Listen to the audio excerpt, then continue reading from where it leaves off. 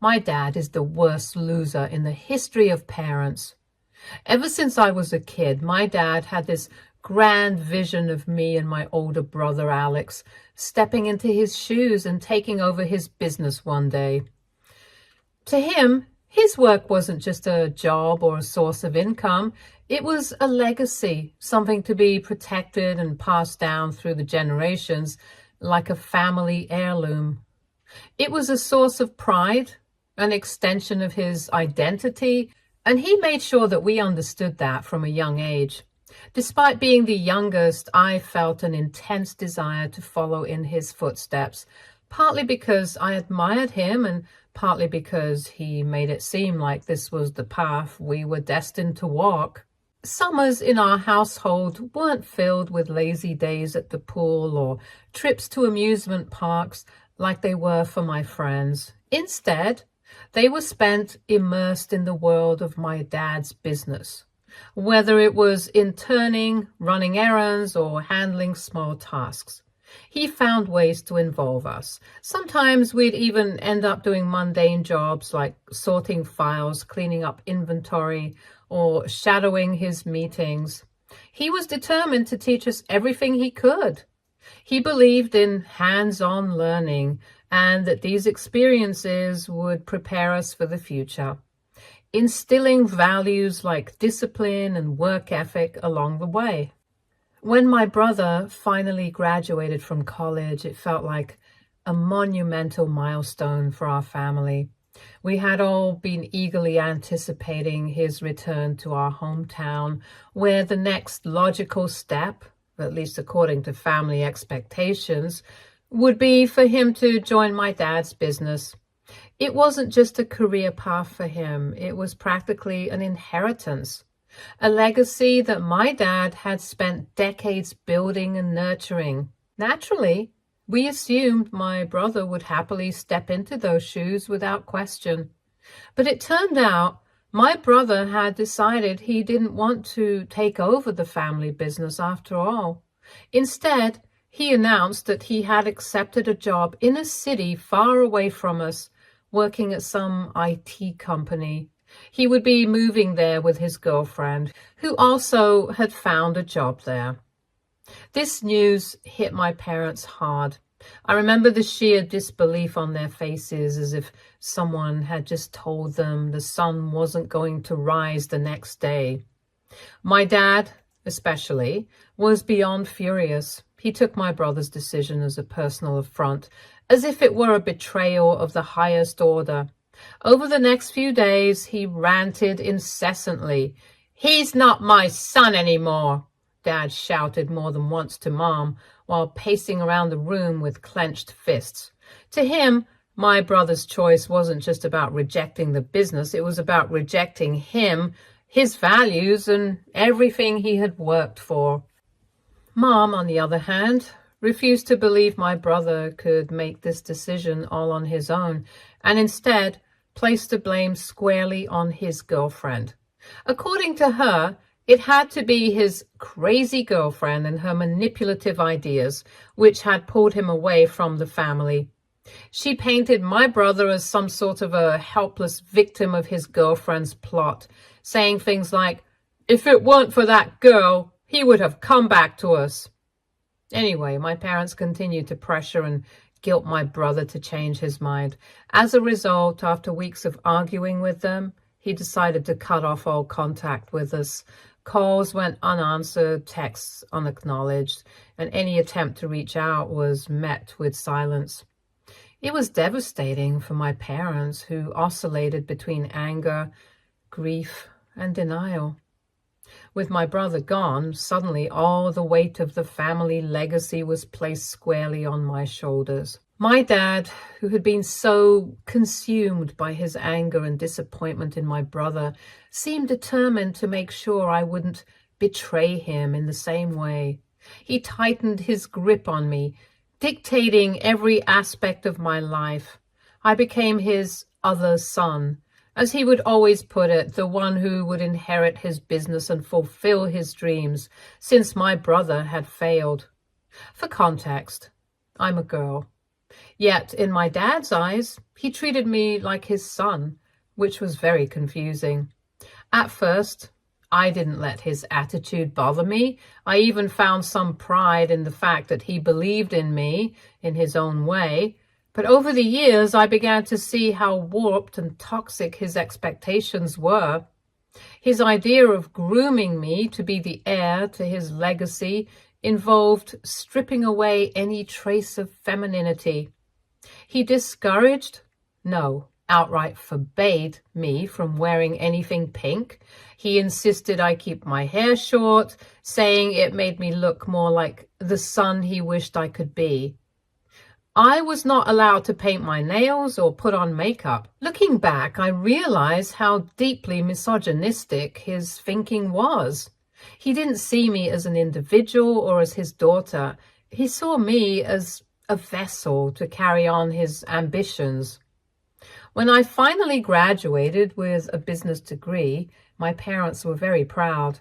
I had worked incredibly hard during college, and my efforts paid off when I landed a fantastic job, all on my own merit. I thought maybe I could convince my parents to let me work at the job I had secured for a few years before helping with their business. But my dad, being as controlling as ever, refused to let me follow the career I had worked hard for. He insisted that I give it all up and join his business immediately. He argued that he didn't want me to work under anyone else except him. Reluctantly, I did as he asked. I left behind my dream job and stepped into the role he had envisioned for me. For years, I slaved away under his watchful eye. Working for my dad was an all-consuming commitment. My days started early with me logging hours of work, juggling client calls, and attending endless meetings. By the time I made it home at night, I was utterly drained, only to repeat the cycle the next day. The workload wasn't just physically exhausting, it was mentally and emotionally draining too. My dad was a notorious workaholic, and his expectations of me were sky high. And anything less than perfection was unacceptable. For 6 long years, my personal life completely disappeared. I had no time for friends, no time for dating, and certainly no time for myself. My world revolved around the business and meeting my dad's demands. It wasn't just that I had no life outside of work, it was that I wasn't allowed to have one. To him, anything that distracted me from the business was a waste of time, and he would forbid me from pursuing it. Then, one evening, out of the blue, my brother Alex showed up on our doorstep. We hadn't seen him in years. Despite everything that had happened to him, I couldn't help but feel a surge of happiness to have him back. He was my brother after all, and part of me had missed him terribly. After settling down, Alex told us why he had been out of touch for so long. He started to apologize profusely to our parents, saying he had genuinely believed that leaving home to take up his IT job felt like the right decision for him at the time. But life hadn't worked out the way he'd planned. His company had downsized, and he had been laid off. To make matters worse, his girlfriend, the one my mom had spent years blaming for his absence, had left him for someone else after he lost his job. With no job, no girlfriend, and nowhere else to turn, Alex had decided to come back home. Seeing his sorry state, my parents immediately forgave him. They were overjoyed to have their golden son back, conveniently brushing aside all the years of anger and disappointment. It was as if they had been waiting for this moment all along, ready to welcome him back with open arms the moment he returned. My dad kept telling Alex how happy he was to have his son back home and couldn't wait for him to join the business. When Alex finally started working with us, it became quickly clear that he had a lot to learn. My brother had no leadership qualities or any knowledge in business. He struggled to even explain our business properly to new clients. However, Dad encouraged him to continue making mistakes and learn, and I was the one tasked with bringing my brother up to speed. At my dad's insistence, Alex shadowed me day in, day out. I became his mentor, teaching him everything my dad had drilled into me over the years, as well as the additional knowledge I had gained through my own hard-earned experience. It wasn't easy, but I did it anyway. Then, just 4 months after my brother's return, my dad had a sudden heart attack. Thankfully, we managed to get him to the hospital in time and he survived, but the doctors firmly informed us that at his age, he needed to cut down on stress, work less, and prioritize his health more. If he doesn't do this, then he won't live long. This was a terrifying wake-up call for all of us. Mom was very shaken up about losing Dad and begged him to finally take a step back from the business and focus on himself. Eventually, my dad agreed. He called a family meeting to announce that he would officially retire and hand over the reins of the business. At that moment, I felt a bit sad at the thought of no longer working side by side with my dad, but I was also excited to finally take over the business and help it reach new heights. After all those years of relentless hard work, pouring my heart and soul into the business, I believed this was my moment. I was ready to lead, to finally make my mark and carry on the legacy that had been drilled into me for years. But then my dad dropped a bombshell that shattered everything I had envisioned. He announced that my brother, Alex, would be the one to take over the business and not me. He continued to announce that I would continue working in my current position, helping my brother to run things smoothly. I was furious when I heard this. "Dad," I said, my voice shaking, "I've worked with you for years. I know the ins and outs of this business. I know all the clients I've built relationships with, the co-workers, and I have plans to expand the company. Alex has barely been here for 4 months. How can you possibly think he's ready to take your role? He can barely even talk to people, let alone order anyone around." But my dad dismissed my protest, saying that this is where I should step in and help out my brother in any way that I could.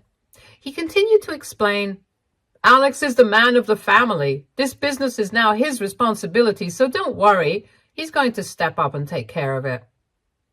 Those words felt like a slap in my face. It didn't matter that I was the one who had kept the business running alongside him. It didn't matter that I was the one who had secured so many clients over the years. All my sacrifices, all the years I'd spent proving myself was suddenly irrelevant because of my gender. I was devastated, and to make matters worse, Alex didn't even pretend to be conflicted about it. He accepted my dad's decision without hesitation, wearing a smug smile that made my blood boil. When I confronted him later, hoping for some semblance of understanding, he brushed me off. "You're the youngest," he said with a casual shrug. "Stop arguing with Dad. This was always going to be my responsibility." The sheer arrogance in his tone left me reeling. It wasn't just that my brother was taking over the business. It was that he seemed to revel in my disappointment.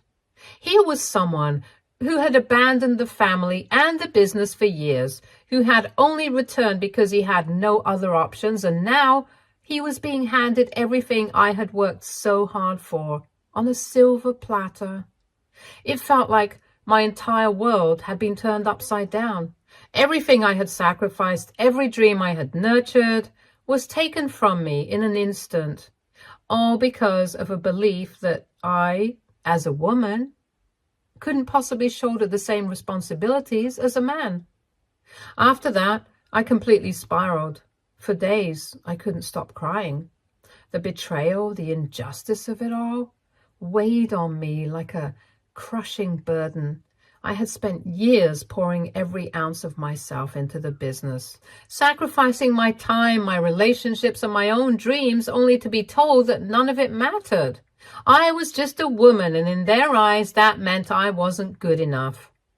I was so pissed that I stopped going to work altogether. I couldn't bear to face my brother or my dad, pretending everything was fine when inside I felt like I was falling apart.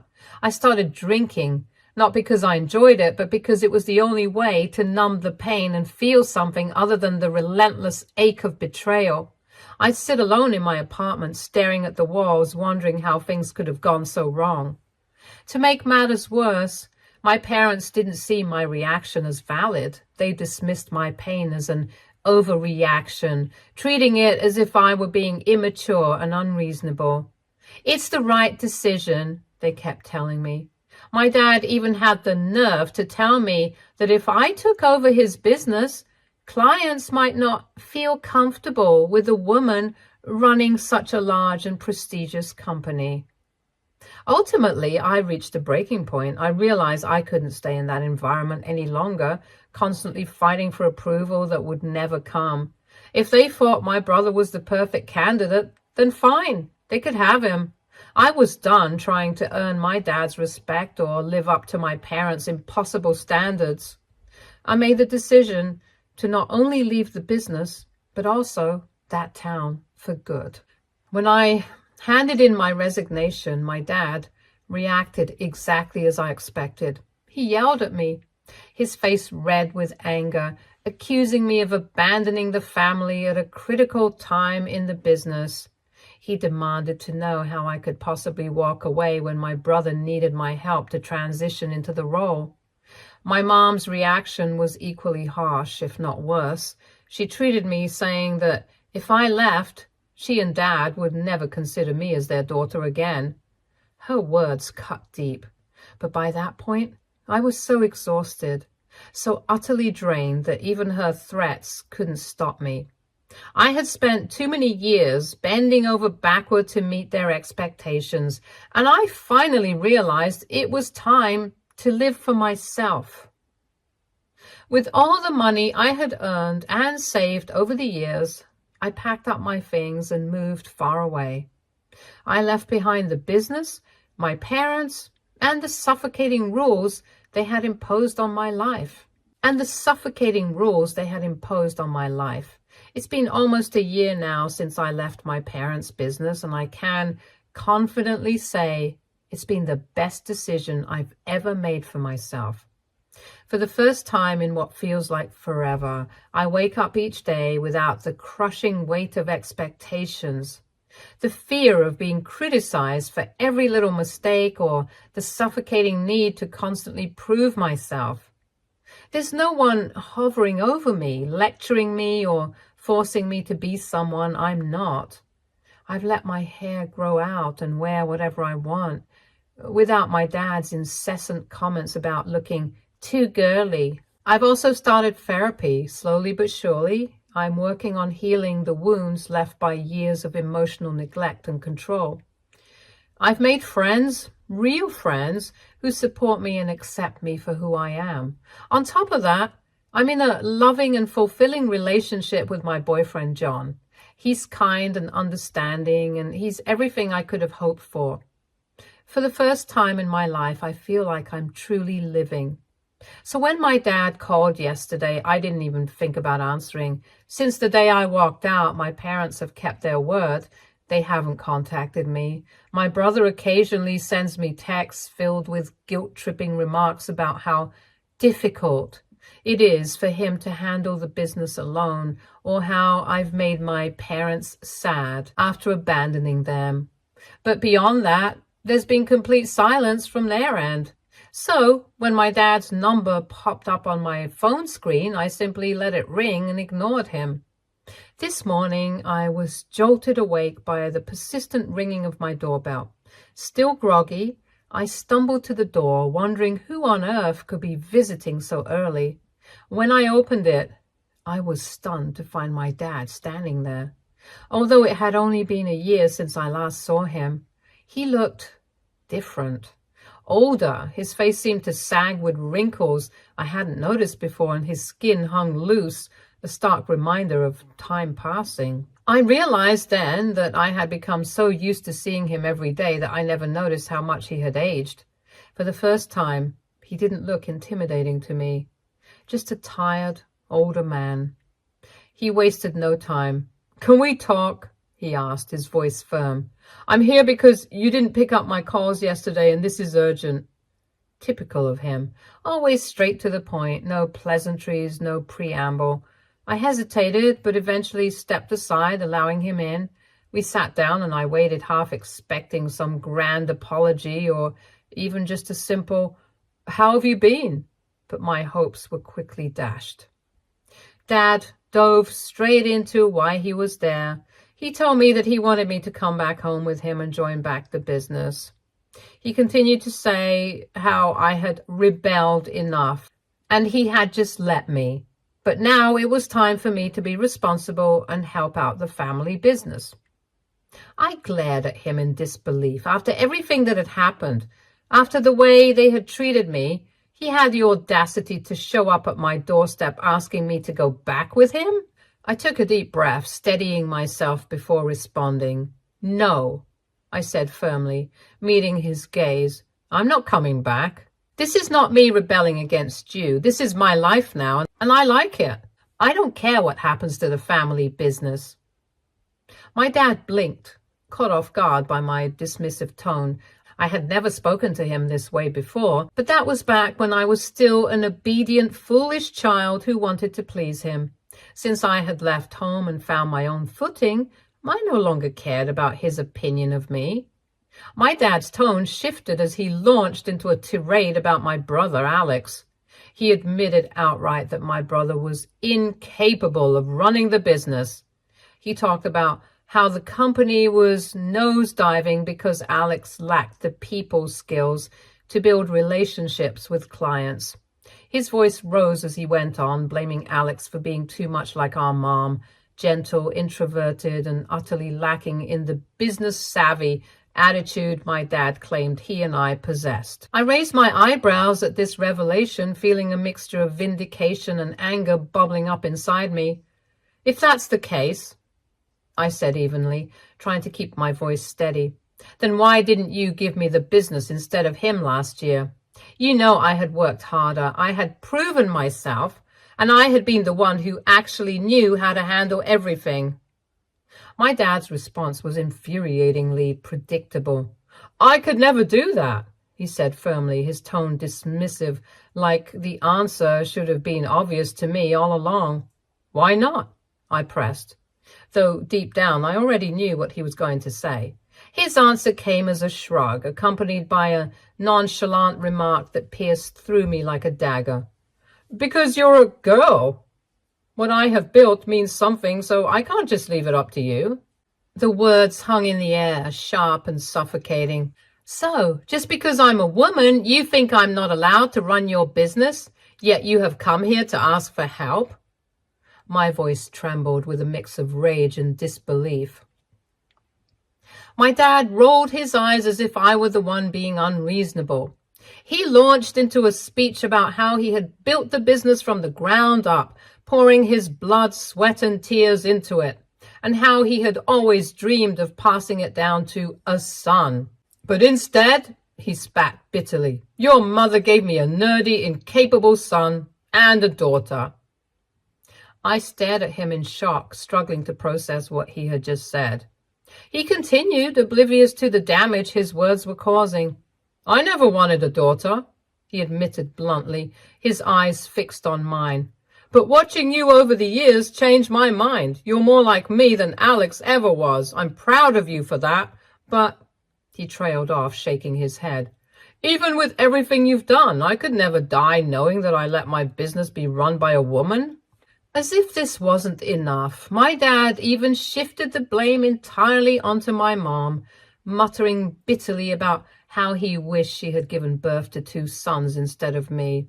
He looked so disappointed that it broke my heart to see my own father demeaning me this way, as if I were a mistake, as if my very existence was something to regret. He sat there in my living room, spewing the same old misogynistic garbage I had always heard, and then had the nerve to try and smooth it over with money.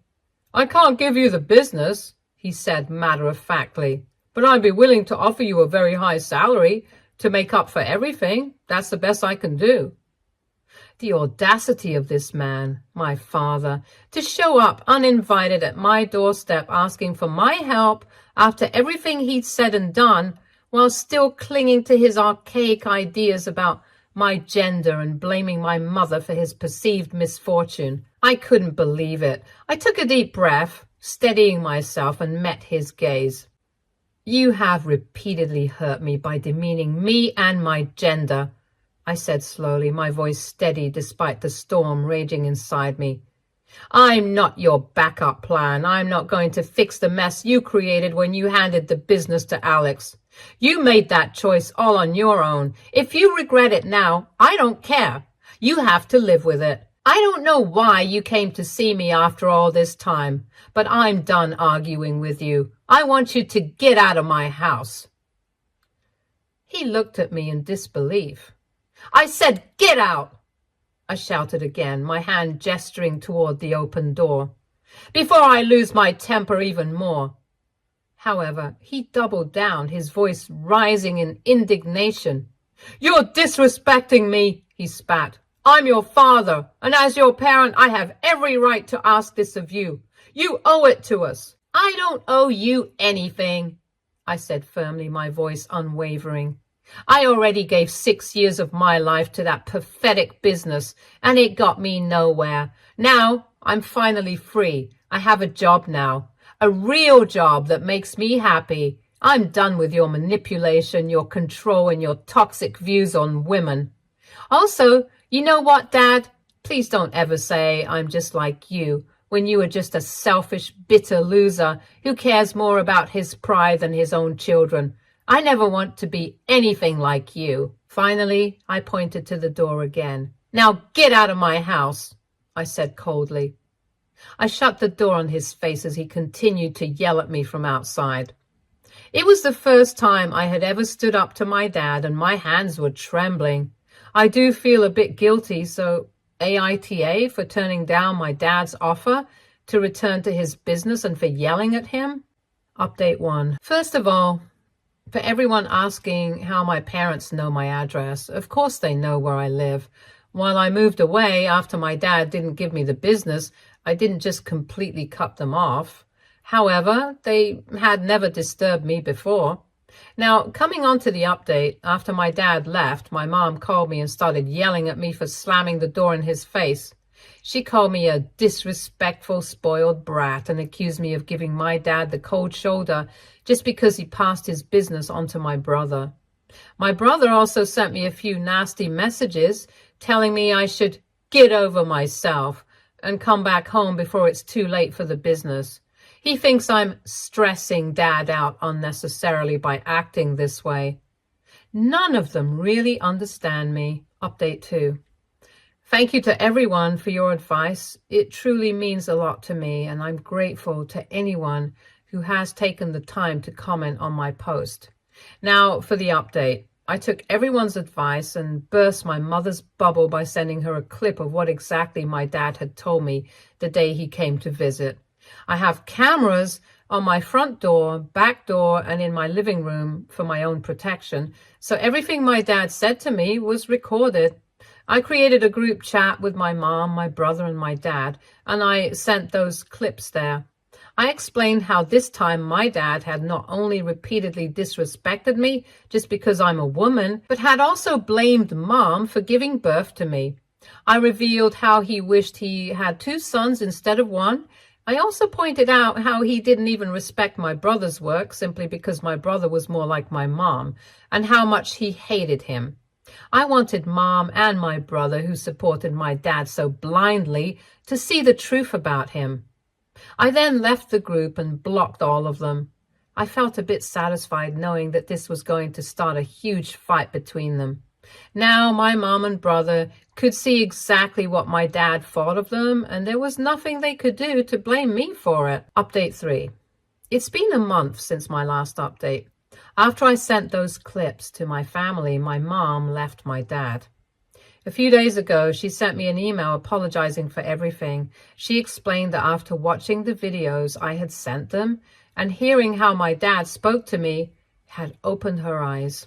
She admitted that she had always tried to justify my dad's behavior, but after seeing the way he talked about me, her, and my brother, she felt repulsed by him. Apparently, ever since then, they had been fighting a lot, and when Dad kept refusing to apologize to anyone, my mom decided to leave him for good. In the email, my mom also mentioned that my brother had cried after watching the video, especially hearing how Dad had basically emasculated him. My brother is also leaving the business and has given Dad a month to find a replacement for him. In the end, my mom pleaded with me to unblock her on my phone so we could talk further. However, even after reading the email from Mom, I have absolutely no desire to reach out to her. She and my brother can do whatever they want. I'm done with them. For now, I'm just going to focus on my own life here, and if either my mom or my dad come to visit me, I'll move to a different location if I have to, just to get away from my family. Stay tuned for more stories from Our Girl Relationships.